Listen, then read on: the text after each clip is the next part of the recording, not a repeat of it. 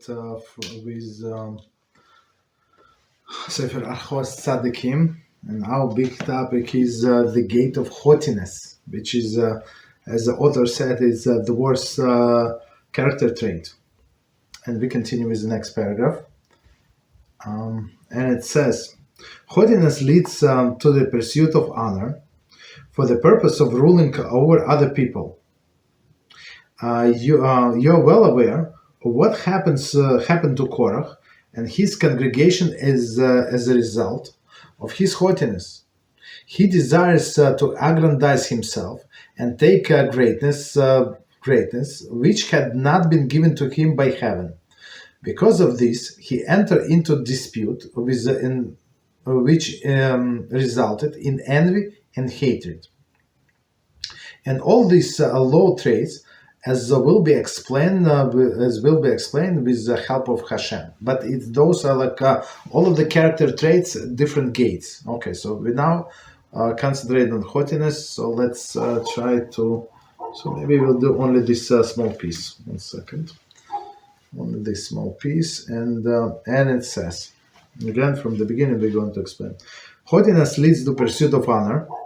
So meaning a person who is haughty, so she considers themselves better than others, and they must make everybody respect themselves. You understand? So everybody must respect them.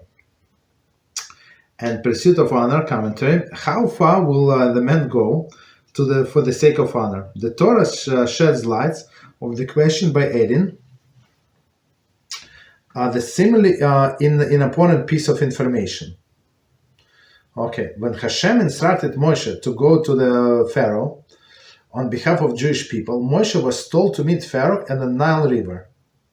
Why does the Torah relate this minor detail? Rashi cites the Midrash that since the Pharaoh had proclaimed himself to be a god and had no need to perform the normal bodily function, he would go to the river every morning to relieve himself unobstructedly.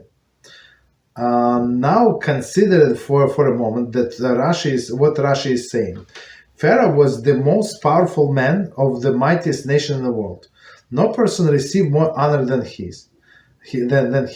Still, he needed more.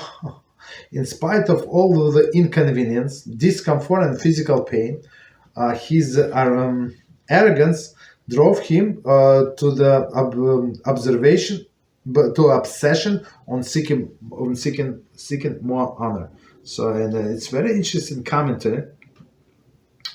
So it says what people what people are ready to do, right, and go put them through all of the sufferings and all of the aggravation to get even more honor. So I mean, to get honor, maybe we understand. Maybe it's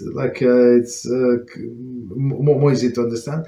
But more honor, that's too much. In the case is a Pharaoh. So Pharaoh was the king. He was powerful king. So why would he need to declare himself God?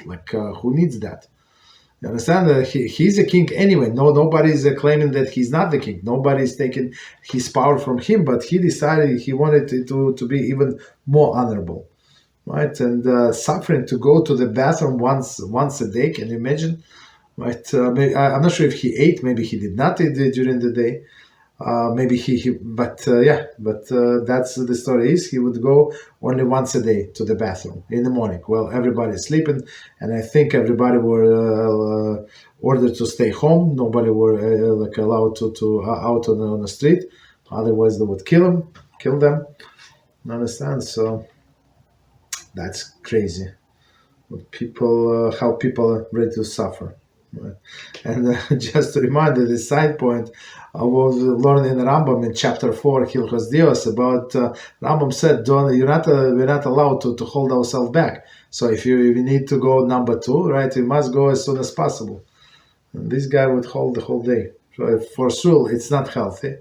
It was painful, and it's all for the sake of honor. Extra honor, I would say. Okay. And continue, and we all well aware of what happened to Korach and his congregation as a result of his haughtiness, right? So everybody died. So he was, just to remind us, Korach was the richest man in the whole nation of Israel, probably in the whole world at that point. And still he needs power. Like, why do you need the job? Why do you need a position? Just you have money, you have everything you need. Just enjoy yourself. Go learn Torah. Go, I don't know, do whatever you want to do, right? So, but still he wanted a position.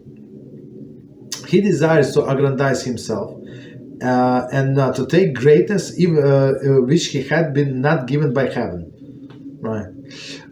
Because of this, he entered into dispute, which resulted in envy and hatred, and all these traits are low traits, right? So, but start with haughtiness, then go into envy and hatred because other people have a higher position, like Moshe and Aaron, and it brought here to his demise, as we know.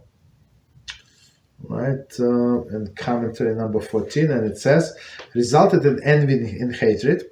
The following is paraphrases from Mesillat Yesharim, chapter 11. What caused Korach and his assembly to perish?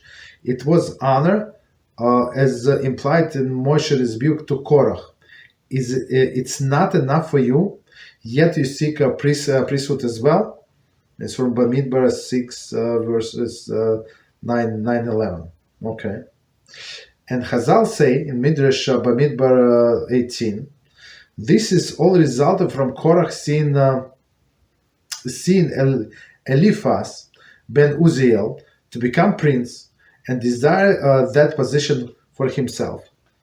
Right. So he said, if I remember, I came from even older brother, and why he became the prince. Okay, so all this craziness.